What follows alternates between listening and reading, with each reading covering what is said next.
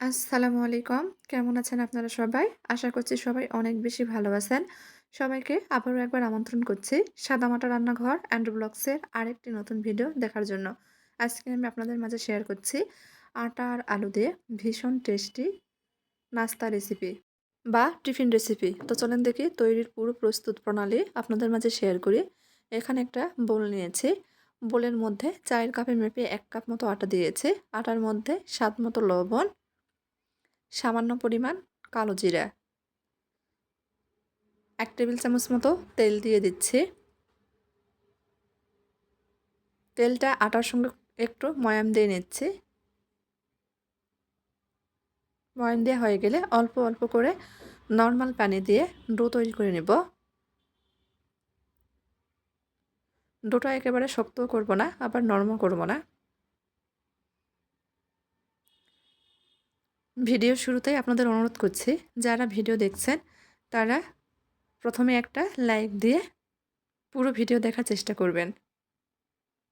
আর ভিডিওতে অনেক নয়েজ আসছে, সবাই একটু মানিয়ে নেবেন, ক্ষমা সৌন্দর্য দৃষ্টিতে দেখবেন।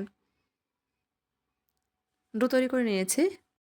৫ মিনিটের জন্য ঢেকে রেস্টে রেখে দিব। এই ফাঁকে ভিতরের পুর তৈরি করব। চুলার উপর ফ্রাই প্যান বসিয়ে দিয়েছি। ১ টেবিল চামচ মতো তেল দিয়ে দিচ্ছি। দিয়ে দিচ্ছি সামান্য পরিমাণ গোটা জিরে ফোড়নের জন্য। কয়েক সেকেন্ড ভেজে নিয়েছি। ভাজা হয়ে গেলে মাঝারি সাইজের একটা পেঁয়াজ কুচি দিয়ে দিচ্ছি। নেড়েচেড়ে মিশিয়ে নিচ্ছি। পেঁয়াজটা নরম হয়ে গেলে এখানে ১ টেবিল চামচ মতো গ্রেট করা গাজর কুচি দিয়ে দিচ্ছি। নেড়েচেড়ে মিশিয়ে নিয়েছি। এখন এই গাজরের মধ্যে স্বাদ মতো লবণ, হাফ চামচ মতো গুঁড়া মরিচ, সুন্দর কালারের জন্য সামান্য পরিমাণ হলুদ গুঁড়া দিয়ে দিয়েছি। নেড়েচেড়ে মিশিয়ে নিচ্ছি। মিশানো হলে গাজরটা কিছুক্ষণ রান্না করে নিয়েছি। গাজর নরম হয়ে আসলে আগে থেকে মাঝারি সাইজের একটা আলু সেদ্ধ করে মেশ করে রেখেছিলাম দিয়ে দিচ্ছি। নেড়েচেড়ে মিশিয়ে নেব।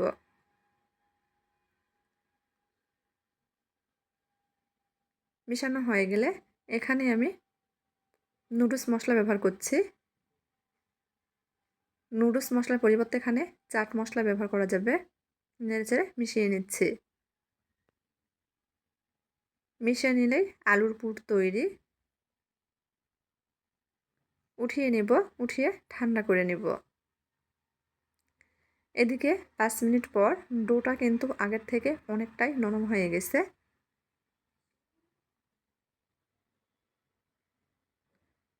এখন একটা পিঁড়ি নিয়েছি।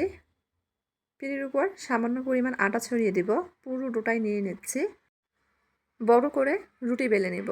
একেবারে পাতলা করে রুটি বেলবো না, একটু মোটা রেখেই রুটিটা বেলে নিচ্ছি।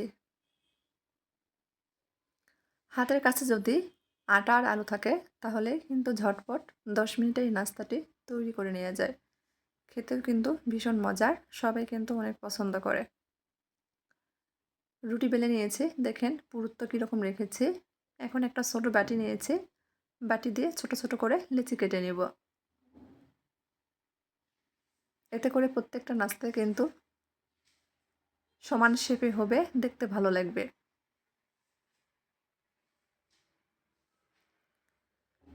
চাইলে এই নাস্তাগুলো তৈরি করে বাচ্চাদের টিফিনও দিতে পারেন, বাচ্চারাও কিন্তু অনেক পছন্দ করে। সবগুলো লিচি কেটে নিয়েছি। এখন একটা লিচি নিয়ে নিচ্ছি। লিচির মাঝখানে আগে থেকে তৈরি করে রাখা আলু গাজরের পুর দিয়ে দিচ্ছি। এক পাশ থেকে উঠিয়ে দিয়েছি।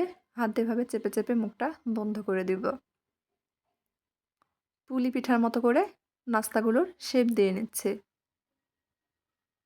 একটা নাস্তা তৈরি করে নিয়েছি। এভাবে সবগুলো নাস্তা বা টিফিনই তৈরি করে নিব।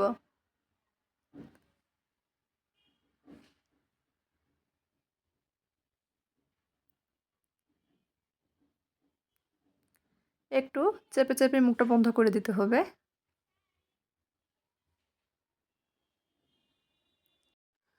সবগুলো নাস্তাই একইভাবে তৈরি করে নিয়েছি। এখন এগুলো ভেজে নেওয়ার পালা। চুলার উপর আবারও ফ্রাই প্যান বসিয়ে দিয়েছি। পর্যাপ্ত পরিমাণ তেল দিয়ে দিব। তেলটা হালকা গরম হয়ে গেলে তৈরি করে রাখা নাস্তাগুলো দিয়ে দিচ্ছি। একবারেই সবগুলো নাস্তা দিয়ে দিব। একটু সময় নিয়ে চুলার আঁচটা কমিয়ে রেখে নাস্তাগুলো ভেজে নেব। এতে করে নাস্তাগুলোর উপরটা মুচমুচে হবে।